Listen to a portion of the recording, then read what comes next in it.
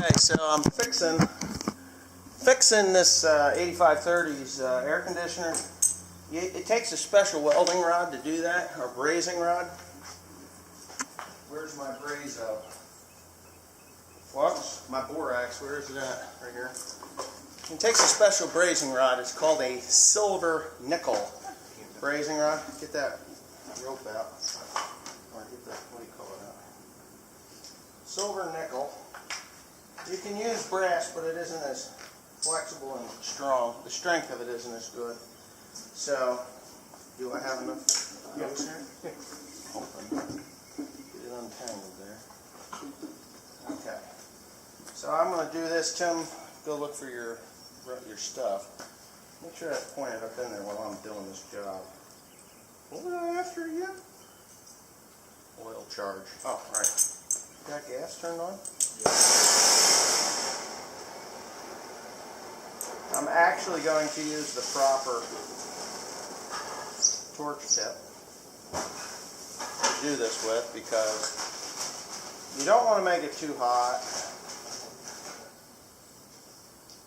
You just want to have a nice gentle blue flame like that, and then you can get up and under there. Before I do that, I'm going to put a little extra borax or flux on my rod, because I got to burn through some shit. Hopefully I don't spill that as I go over. And you're not going to be able to see too well. But I've just moved enough stuff out of the way, and I'll show you I've disconnected. Alright, let's see what we got.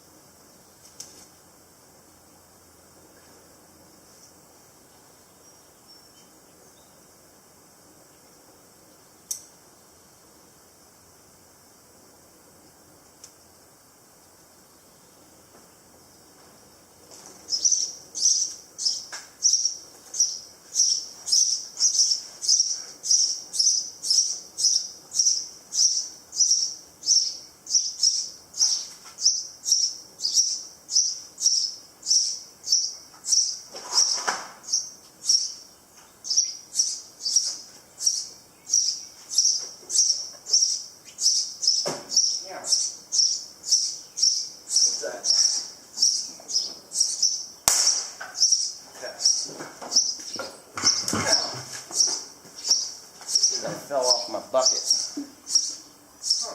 What? I think this will do. Bag? What is it? AC Pro? AC Pro Cold Steramax with Coley, Fixed AC Live, Ultra Synthetic. It has, yeah, this is the oil. Don't leak sealing, advanced runner works to seal common AC leaks, and rubber orange gas hoses. Protects your chemical life, eliminates acid and moisture buildup. Okay. Yeah, that'll probably do it. Okay. Alright, so let's see what we got here. First things first, let me put this little lid back on the brazo. And this here has to go back to its special spot because that's expensive stuff. Before you do this, now I know there's a lot of AC guys that are probably freaking out right now because it's got open air into it. But all the air was out of it, all the gas was out of it, and I should be changing that air dryer, but I'm not going to because I just don't have the time to deal with it, and it may cause problems, may not, But such is life. This is called in a pinch business. Now, to naturally do this the proper way, you're supposed to suck it down and then fill it with the Freon the way you're supposed to, or this R134A. I'm not going to do that. I'm doing it the way a farmer would do it because he's got hay to bale and rain on the way. So what's happened is the turbo pipe, this guy here, I thought it was a radiator line, but it's not, rubbed on the AC line over there and caused it to leak out. So there was absolutely no gas left in this thing, so I didn't release it on purpose. It was an accidental release. But what I'm going to do is I'm actually going to bend the mounts for that to pull that off of this thing so that doesn't happen again. So right now me and Tim are going to go ahead and put it back together, and then we're going to charge it. Right, Tim?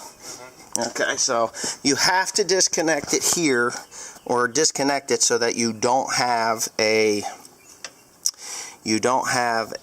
pressure, because you can't braise with pressure. Don't touch it. So anyway, I'm going to go ahead and do that, and we'll check for leaks. Okay, so I got my delivery today. I have to move this when my skid steer gets back, but this is crone baling twine. Obviously, that's what I'm using. The 650, 3600 650. That is, I bought 2 pallets. I had the remainder of last year's leftover, so I've burned through 2 full pallets, and the remainder of last year plus the better part of a pallet today is in the baler now. So there's 9 full pallets there, and then there's a partial on the front of the 7410. This is the product I'm producing right now. It has been rained on once. I mean, I'm still using some of this white Cordex Agri twine, which is really good twine. Just I guess I just haven't bought the heavier. This is only a 600 pound knot strength twine versus the 650. A little thicker than what the crone is, but anyway. So I baled all yesterday. I baled and I posted the video. Well, I guess it was this morning. And there's like these arguments, you know, if you wanna break a machine, give it to a Yank baler. And I guess it's this dude from Australia. And of course, you know, it goes on to a lot of foul language about me being a product tester. Well, that's not too far from the truth, Mr. I forget what the heck, tractor something or other. Anyways, you don't mind, I don't matter. I don't mind, and you don't matter. Yeah, I do product testing. As a matter of fact, Crone has done some awesome work for me here on my baler, because I am who I am, and you know, I mean, that stuff was paid for by Crone. That was nice. They took my machine back into their shop at Messick's, and they did a wonderful job there, sponsored by Crone. So I guess because I am who I am and this baler is awesome, you know, I guess I am a product tester to some degree. I know that there were some failures on this baler that Crone came out and they had. I'm going to show you one of them that's really awesome because I complained enough. And that is right there, the bale scale gizmo. That is like 5 times heavier than it used to be. But anyway, I do have a little bit of a story here. I got out of my tractor after today's baling episode, a little over 200 some bales. Yeah, about 250 bales.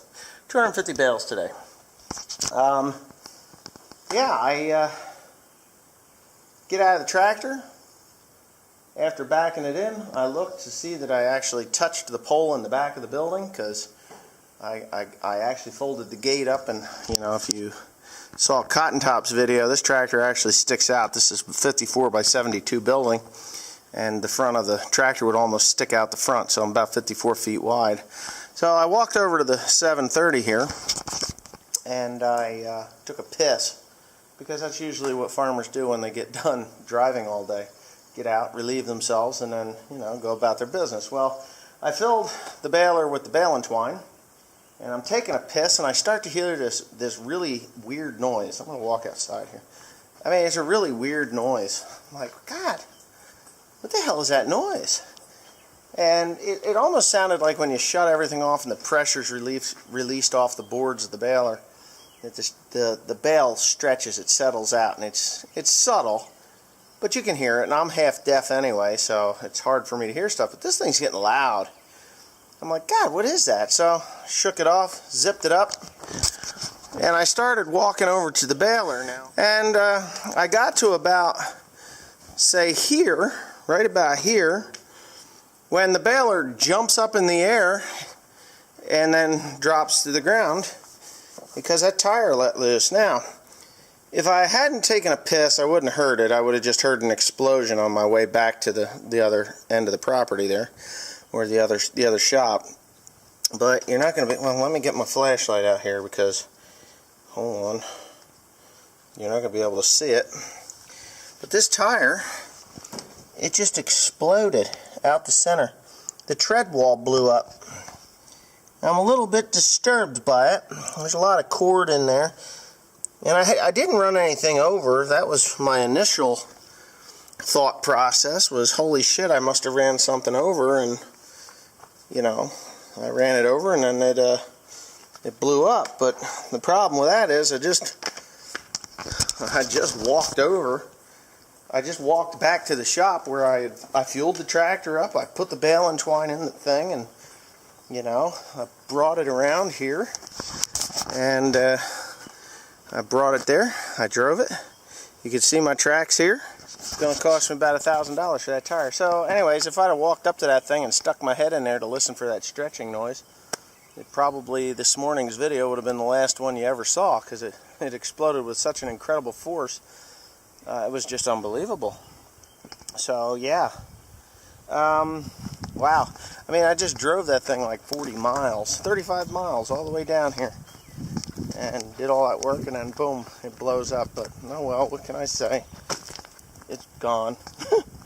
So I guess with that being said, I want to touch on this guy from Australia too, because, you know, I forget what the hell his name. You know what? I'm going to look it up because he's such a douchebag. He's Johnny Tractor Man. You know, he tells everybody that they're stupid, and, you know, I'm sure I'm going to get like 45 people saying, why do you give them props and stuff like that? It makes a troll happy. Well, I don't think in Australia they have hay and straw like I have up here. I've seen farming videos from Australia. It's a pretty desolate place, you know, dry, desert.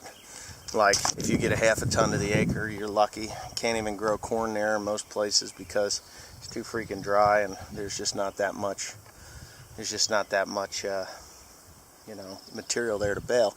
I mean, I've seen them harvest wheat with a combine going like 10 miles an hour and a big baler behind it, all in one shot, and it shits out a bale maybe once every 20 acres, you know.